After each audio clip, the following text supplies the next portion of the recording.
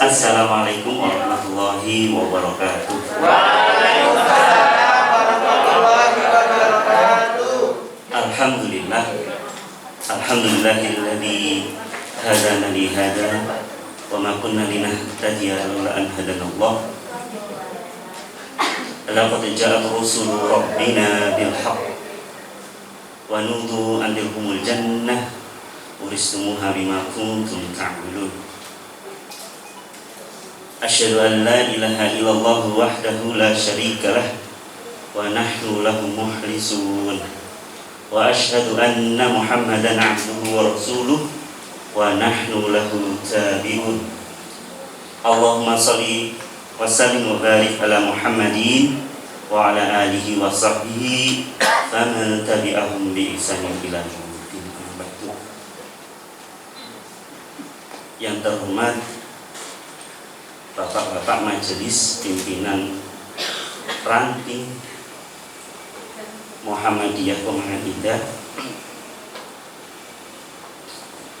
saya di sini akan menyampaikan tentang bagaimana bisa bahagia atau bahagia dan bangga menjadi tendik atau guru di SDMM. Cik.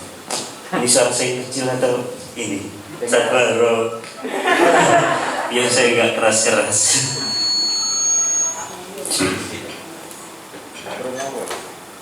Jadi tes Paulina ini. Ya, siap. Jadi saya di sini akan menyampaikan tentang bangga dan bahagia sebagai tendik atau tenaga pendidikan atau guru di SD Muhammadiyah Manyar. Syukur alhamdulillah, saya di sini juga sudah hampir, kalau terhitung mulai masuk itu tahun 2014 kalau nggak salah, di bulan Maret waktu itu menggantikan Ustadzah Khoir yang cuti hamil. Terus setelah itu masuk, alhamdulillah sampai sekarang kira-kira hampir 7 tahunan. Ustadzah Khoir yang sudah keluar, bukan Ustadzah Khoir yang di sini. Jadi hampir 7 tahun tidak terasa. Dulu itu 1 tahun berjalan itu kayaknya kok lama, kok suwe 1 tahun. Kan 3 tahun di menjadi dikontrak menggantikan, setelah itu berlanjut lagi kok 1 tahun lama. Nah tidak terasa ternyata sekarang udah 7 tahun. Mungkin itu yang dialami Ustadz semua, apalagi yang Asabikunal Awalun, Ustadz Aziz, Ustadz Faiz, Ustadz Hasan, Ustadz Tiwi, Ustadz Indah.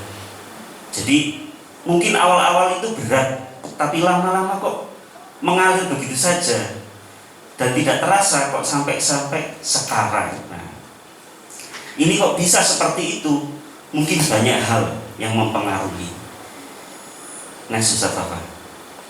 Ini sedikit kayaknya seleti. Soalnya bertarung dengan ini Koresian.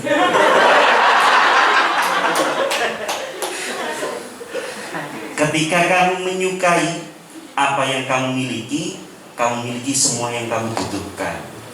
Jadi ini kan Allah itu tidak mengabulkan.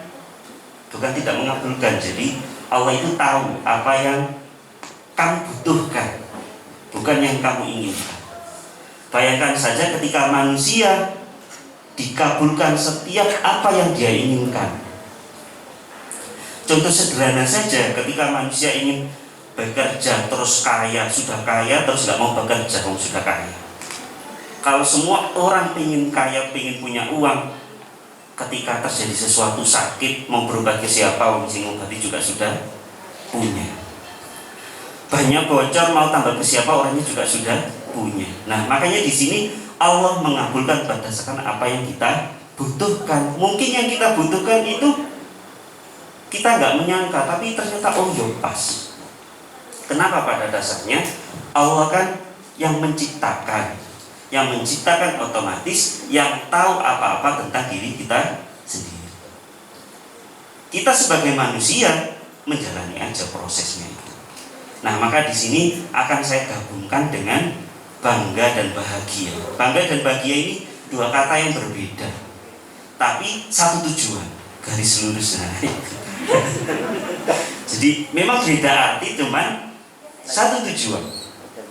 Setelah bahagia, bangga, nanti akan timbul beberapa macam, ada nyaman, ada tenang, ada damai, banyak hal yang mempengaruhi itu. Akhirnya apapun yang kita lakukan, apapun yang kita perbuat, meskipun itu kata orang tidak menyenangkan, kata orang kok capek-capek, kata orang kok itu kenapa kok sampai seperti itu bagi kita biasa aja. Kata anak sekarang biasa aja. Jadi itu semua akan terasa senang, akan terasa nyaman kalau yang pertama bahagia. Bahagia bagaimana caranya? Kalau kita sekarang belum bisa bahagia ya gak apa-apa. Namanya itu proses. Mungkin kata beberapa penelitian, ketika sesuatu itu dilakukan berulang-ulang sampai 40 hari, itu yang pertama tidak senang akan menjadi senang. Makanya ada yang namanya cinta lokasi. Di awal tadi udah dinyanyikan satu Rudi. Udah. Kok nyambung tadi Ustaz, garis lurus.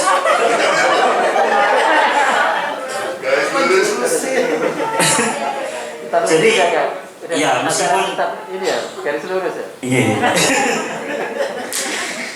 Jadi itu semua kan karena yang pertama sudah timbul nyaman dan lain sebagainya.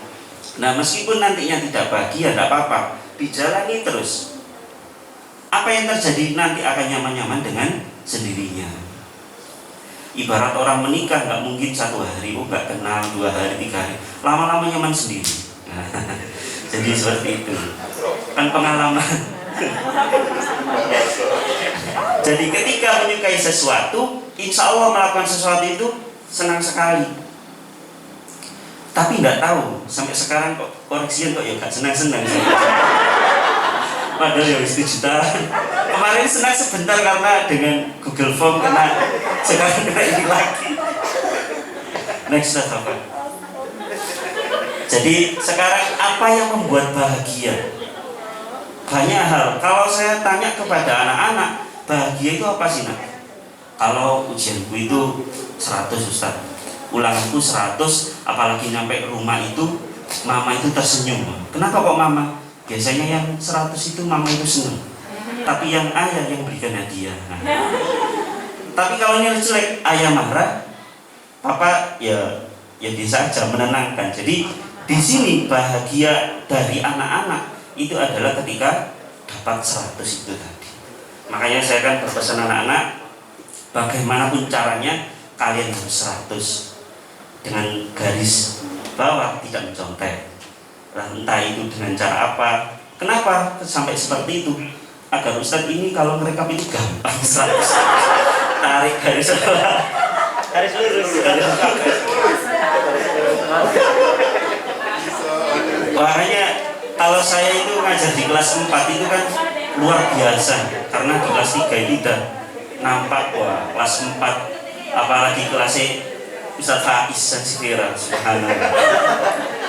Jadi kalau sudah mengajar di situ buka tas, wah ini permen. Nah, akhirnya jadi semua alhamdulillah. Nah, ini beberapa cara. Jadi anak-anak itu juga butuh bahagia. Insya Allah kalau bahagia, meskipun pelajarannya itu sulit, insya Allah dapatnya luar biasa. Ya, karena sesuatu itu harus didasari bahagia dulu. Yang selanjutnya Ustaz. Terus bagaimana kalau kita itu bahagia sebagai tenaga pendidikan atau sebagai guru? Ya apapun yang buat kita nyaman, kita itu aslinya sudah bahagia, cuma tidak terasa ya. Karena kemarin saat KPI itu kan ditanyai pulangnya jam berapa, lebih dari jam 4. Kalau di jam 4 kan otomatis sangat bahagia. Bahagia di sekolah, tidak bahagia di rumah. Bukan begitu.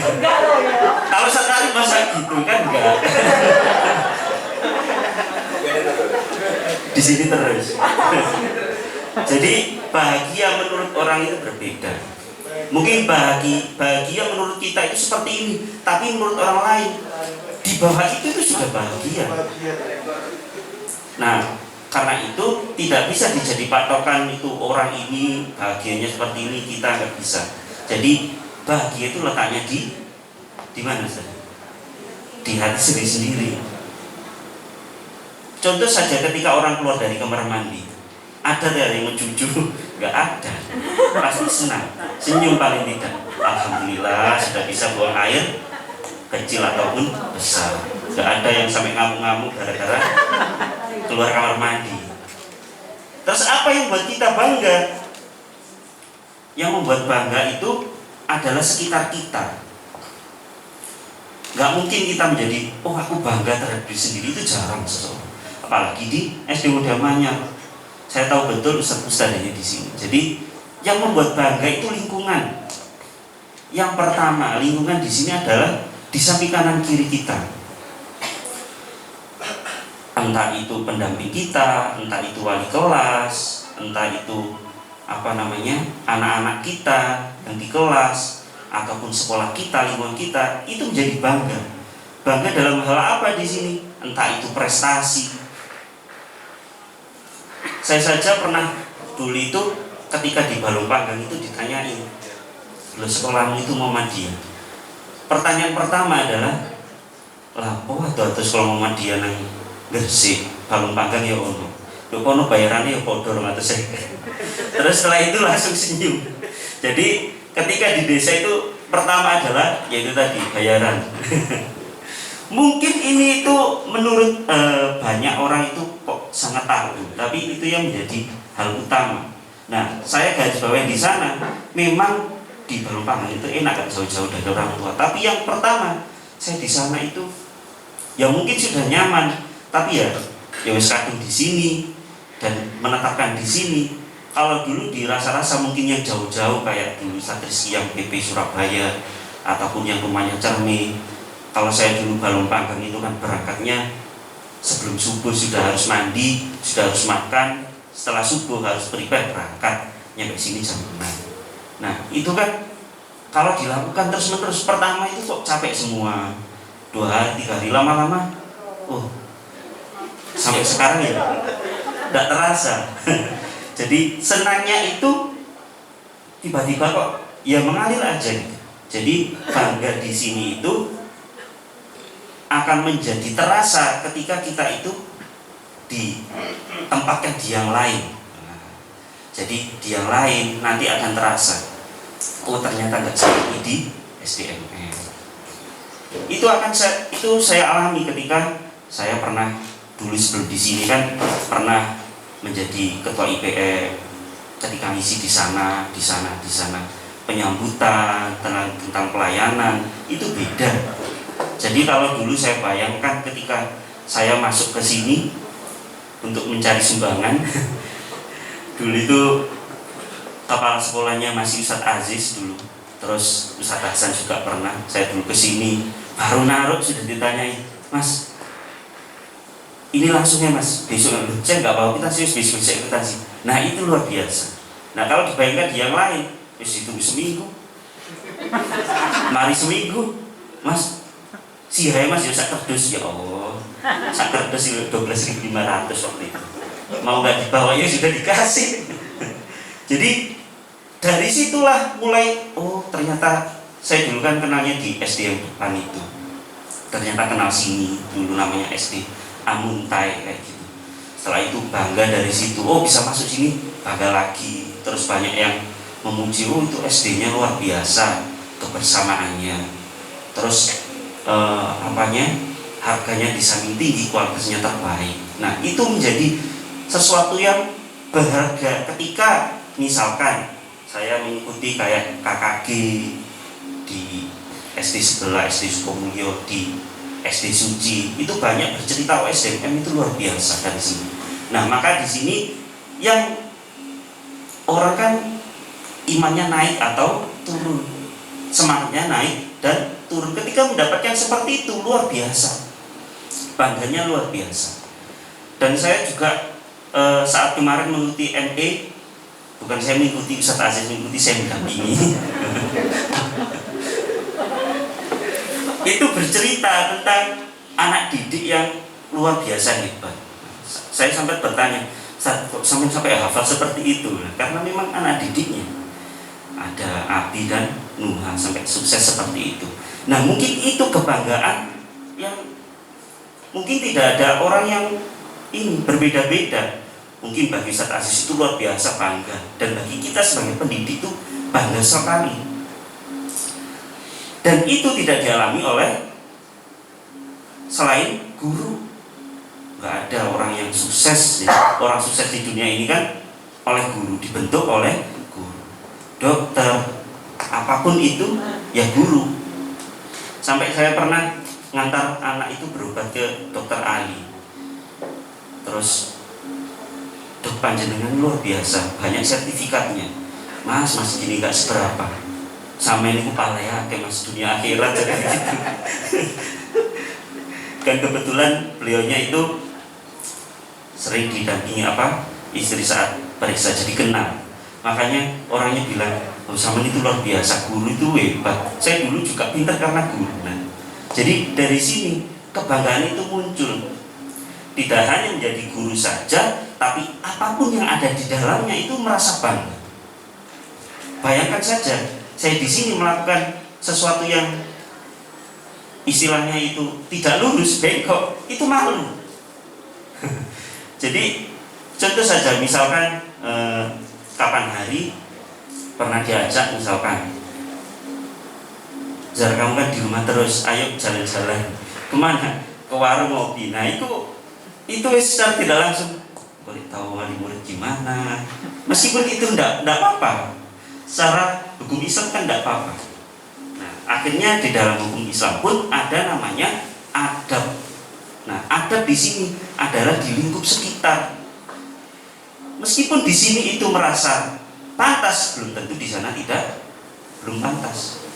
Jadi di sini yang mendasari ketika seseorang itu bangga terhadap sesuatu, itu tadi mau melakukan ini sungkan. Akhirnya apa? Di sini sering diingatkan. Sampai ketika di sini tuh kalau ada Pak Nur Ustaz air masjid, ternyata saya itu tahu rasanya. Dulu ketika di kelas 1 gampang sekali. Oh, langsung keluar lewat belakang ke masjid. Ternyata lantainya semakin atas itu semakin sulit. Saya bisa bayangkan dulu Ustaz Barak itu dipanggil, "Kok gak turun-turun?"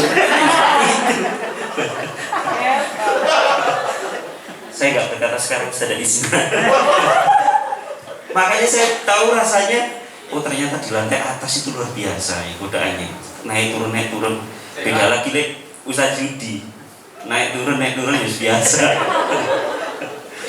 Jadi di sini itu selain dapat bahagia, bangga, dan juga mau berbuat sesuatu yang istilah tanda kutip itu kurang baik, itu merasa diingatkan. Ketika masuk anak-anak ya diingatkan anak-anak, "Ustaz, kok tadi minumnya sambil berdiri? Ustaz, tadi kok naik kursi tanpa izin? Padahal ya Ustaz ini ya kurang tinggi, nak, maka nih nggak bisa itu harus pakai kursi, harus izin dulu." Nah, semacam itu adalah sesuatu yang positif.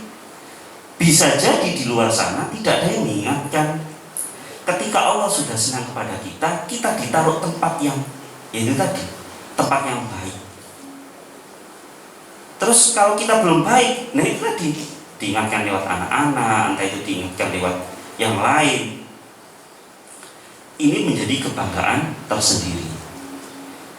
Maka ketika itu kita laksanakan terus-menerus, insya Allah menjadi kebiasaan. Nah, sudah, ini kayaknya terakhir. Dari sini SD Muhammadiyah Manyar. Saya kemarin itu motret dari sini karena ada lomba itu ya. Kok kebetulan yang kepotret mobil EPV bukan yang Innova. SD Muhammadiyah Manyar ini menjadi luar biasa. Bukan dari SD-nya tapi dari SDM-nya. Bisa bagus karena SDM-nya. Bisa bagus karena tenaga pendidik, dari gurunya, dari semuanya. Ibarat sebuah pisau. Pisau itu bisa juga negatif juga positif, tergantung siapa yang pegang. Dan juga kayak obat yang katanya berbahaya, pil ekstasi dan lain-lain, itu kan tergantung yang megang. Kalau yang megang dokter ya digunakan semestinya, kalau yang megang bukan yang ahlinya ya digunakan ya seperti itu. Maka di sini SDMM ini sudah bagus, sudah baik, di dalamnya tinggal kita yang mengarahkan. Maka ketika kita di sini bahagia, terus bangga tentunya, itu nanti akan terarah dengan baik. Baiknya dari mana? Ya kita tuai ketika ada lomba-lomba juara, ketika ada sesuatu di luar sana mengikuti, oh mesti SDMM. Jadi kalau saya punya teman itu di SD Ujang, teman kuliah itu ada di Al-Hikmah juga, mereka cerita tentang ini. Saya sampean tahu tak SDMM? Oh tahu. Nah, yang pertama saya tunjukkan adalah YouTube. Lek sampean nggak tahu, cek YouTube ya. YouTube kok ada isinya? Iya, lek sampean sih coba cek. Oh nggak ada. Jadi kalau di mereka itu SDMM itu luar biasa. Nah bagaimana dengan kita yang ada di SDMM sendiri? Kita harus lebih daripada mereka.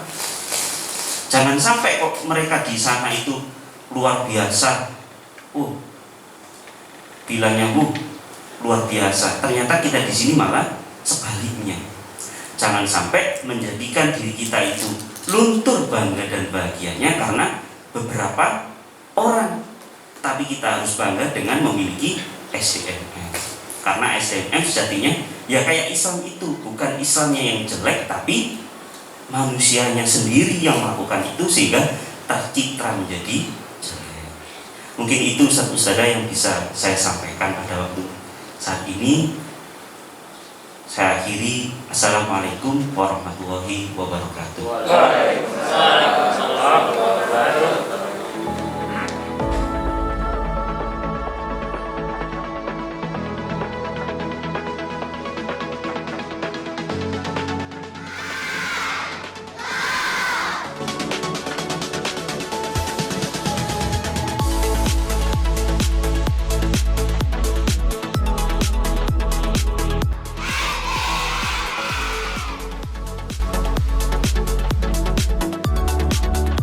Belajar di SDMM tidak untuk dunia saja, tetapi untuk akhiratku kelak.